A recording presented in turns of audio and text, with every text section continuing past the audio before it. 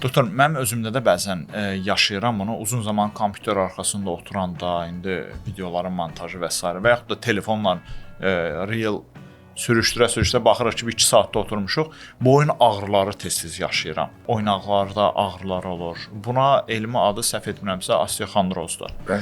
Osteoxondrozun bayaq dediyim fəaliyyətlərlə hər hansı bir əlaqəsi varmı, yoxsa bu da müəyyən qida pozğuntusu mu deyim və yaxud da şəraitdən yaranan xəstəlikdir? Çox aktual bir temadır, çox maraqlı bir sual verdin. Osteoxondroz bugün ən çox geniş yayılan fəqərə sütununun xəstəliyidir. Bizim fəqərəmiz sümüklərdən təşkil olunur, fəqərlər. Onların arasında qığırdaq disk var. Qığırdaq disk biz qaçarkən, tullanarkən, müəyyən əyilib qalxanda onurğanın elastikliyini təmin eləməkdən ötürüdür. Çünki onurğanın içərisində orqanizm üçün olduqca vacib olan bir orqan, onurğa beyni yerləşibdir. Onurğa beyni zədələnməsin deyə həmin o fəqərlərin arasında qığırdaq disk var və bu elastikliyi təmin eləyir və onurğa beynindən də onurğa beyni sinirləri çıxır, bizim əllərimizi, qollarımızın hərəkətini idarə eləyir. Bayaq siz tamamilə doğru dediniz. Bugün niyə müasir dövrdə aktualdır? Çünki müasir insan az hərəkət eləyir. Təkcə siz yox, əksəriyyətimiz vaxtdan çoxunu masa arxasında keçirir. Kompüter arxasında və yaxud da yazı stolunun arxasında, evə gəlir, evdə də həmçinin və yaxud da ki, ağır fiziki əməklə məşğuldur, daim ağır şeylər qaldırır.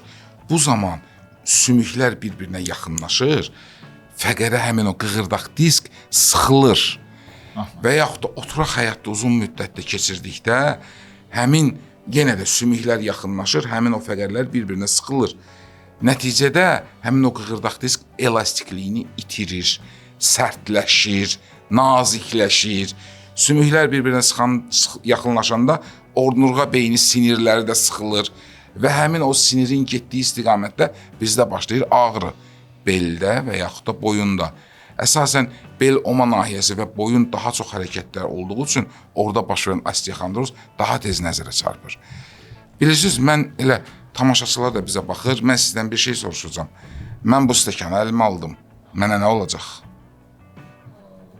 İndi əlimə aldım, qoluma nəsə bir şey olacaq? Yox. Mən düzyanı yoxdur. Heç bir şey olmayacaq. İndi bir şey deyim mən sizə. Təsəvvür edək ki, siz məni məcbur eləmişsiniz ki, bu stəkanı 3 saat əlimdə saxlayayım.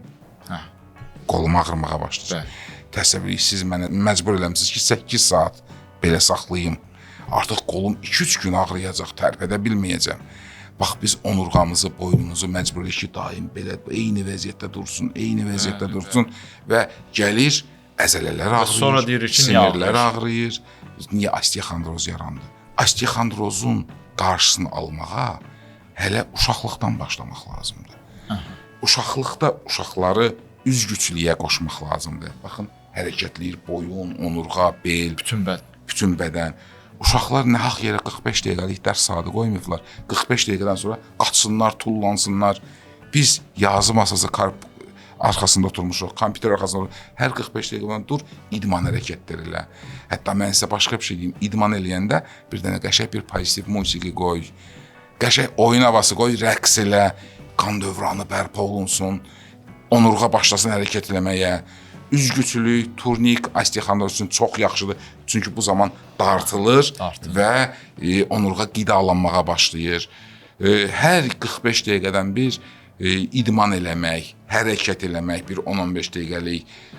Uşaqlara da bunu tövsiyə eləmək. Bugün 10-cu sinifin uşaqları, 11-ci sinifin uşaqları bütün gün orada müəllim yanına gəlirlər, əlavələrə, oradan gəlirlər, orada daim oturaq həyat şərti.